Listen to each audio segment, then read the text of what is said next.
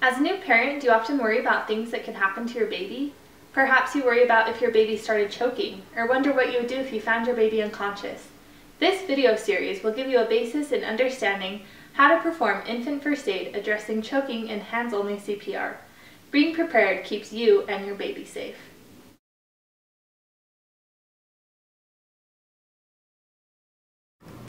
In all circumstances, we want to try and avoid choking. In order to prevent choking, be aware of small pieces around your house that poses potential threats. In the supplementary materials available for this module, you will find a small parts choking tube that you can make to test out items around your own house. Once you have made your own tube, simply see what objects can fit through. If it can fit through, it is too small for your baby.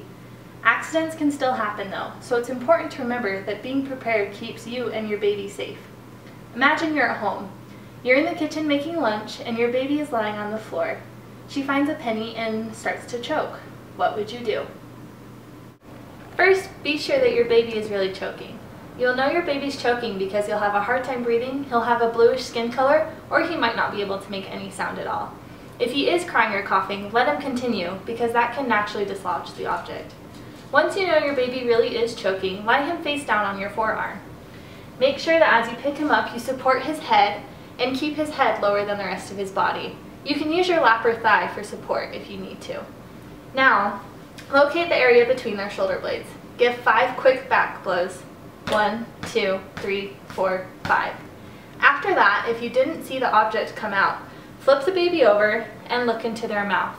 If you can see the object and it's not too far down, use your pinky finger and swipe it out.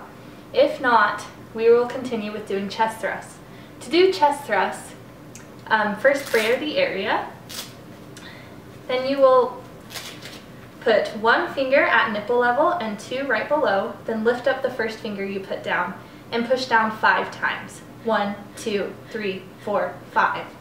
If the object didn't come out, look inside once again to see if you can see it. If you can, swipe it out. If not, go back to doing back blows.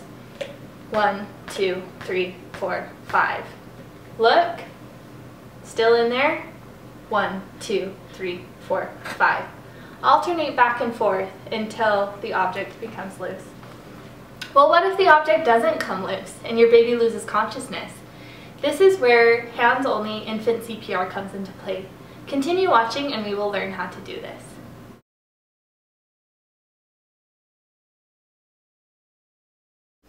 Your baby just lost consciousness.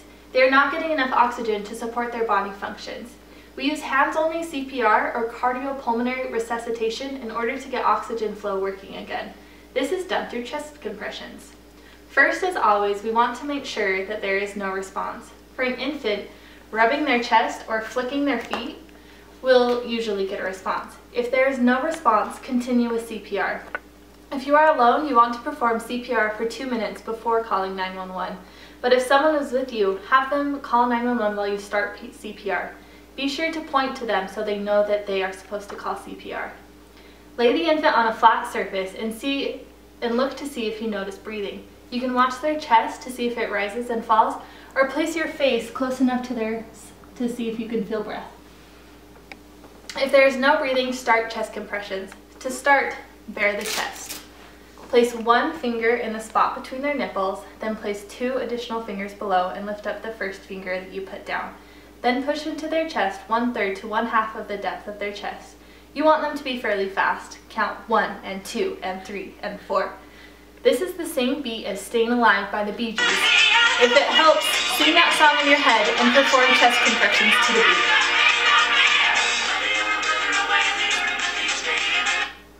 Continue doing chest compressions until help arrives or your baby starts to show signs of life again. Remember, if you are alone after 2 minutes of chest compressions, call 911 and then resume chest compressions until they arrive. Thanks for watching. Remember, this info only applies to infants under 1 year of age. Protocols for children and adults vary. This video does not provide certified CPR and choking training. To become certified, visit www.redcross.org or call them at 801-323-7000. For additional information or supplementary materials about this topic, visit obabyprogram.blogspot.com. Remember, being prepared keeps you and your baby safe.